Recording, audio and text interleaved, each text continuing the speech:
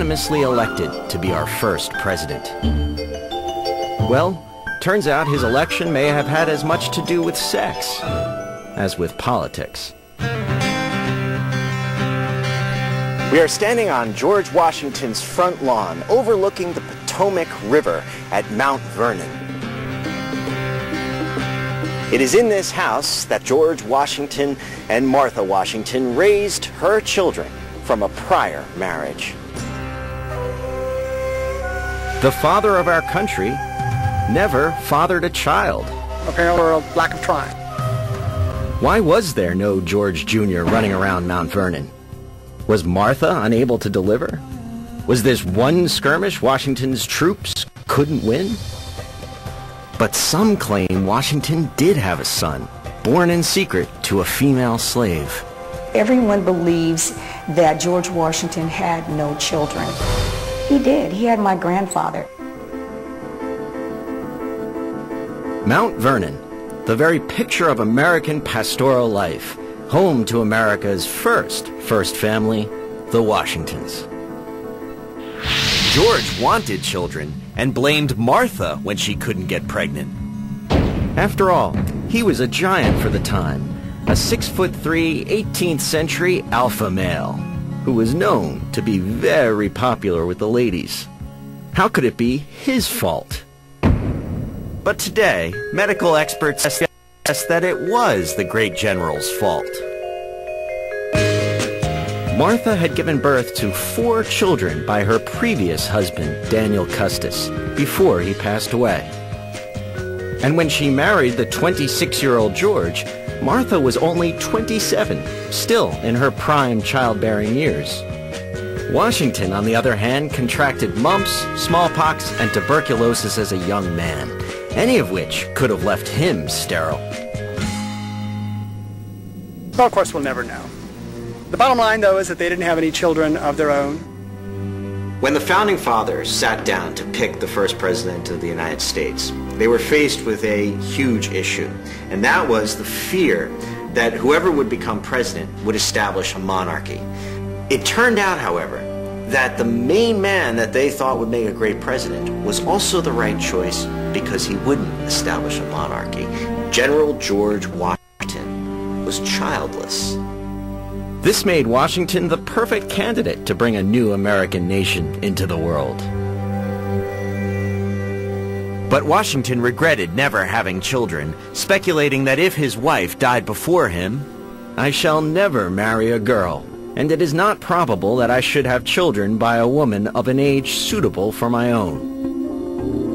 Seems George at least saw the possibility of having a child if Martha died, and he married a much younger girl. Some say this was more than just possible. This may have actually happened. And it's a story that's waited more than 2 centuries to be told. I would really want the world to know one thing about my 4th great grandfather. He was the son of George Washington.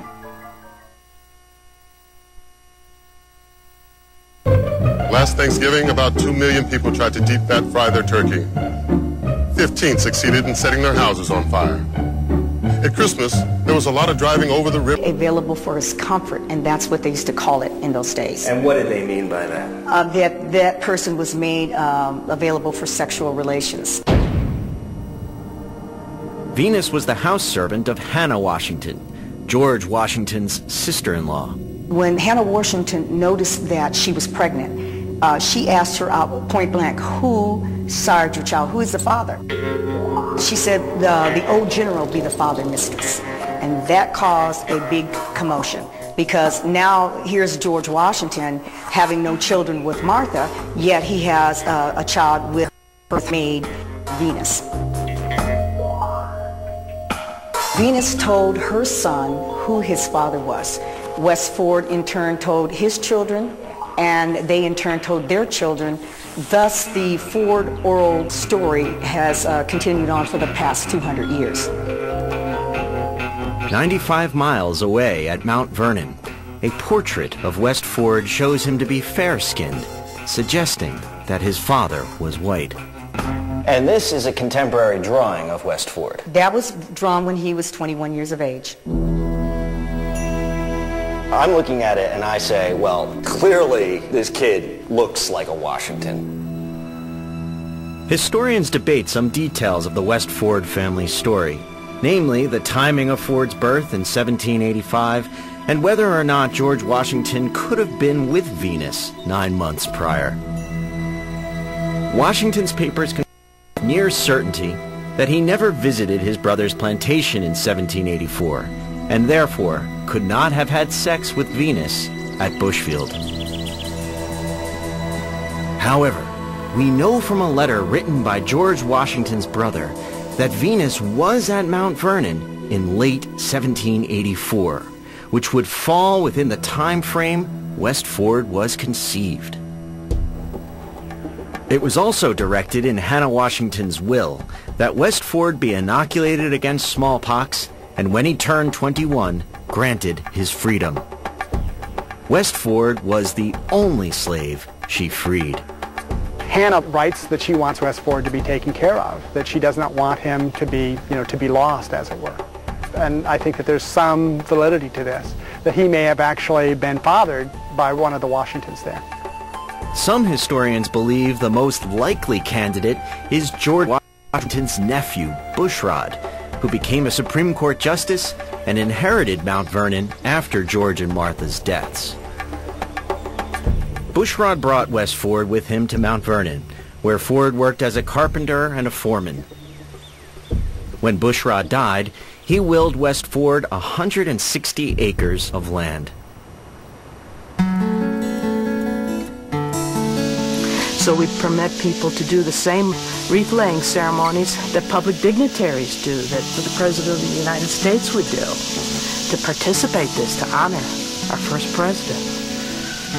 I pledge allegiance to the flag of the United States of America and to the republic for which it stands, one nation, under God, indivisible, with liberty and justice for all. Now, I've spoken to people at Mount Vernon.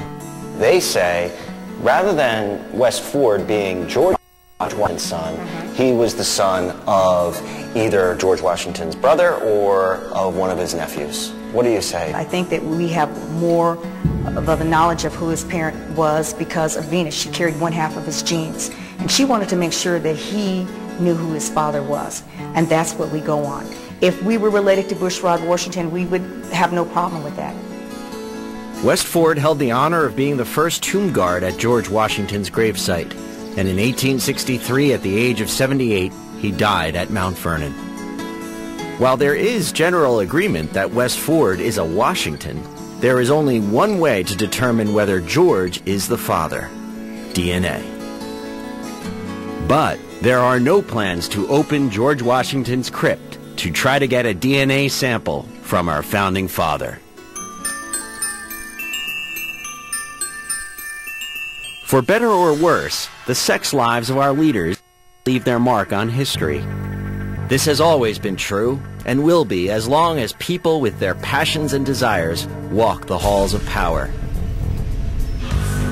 So what can we do to prevent something as random as sexual desire from influencing the path our nation follows? Well, if history's any guide, the answer: absolutely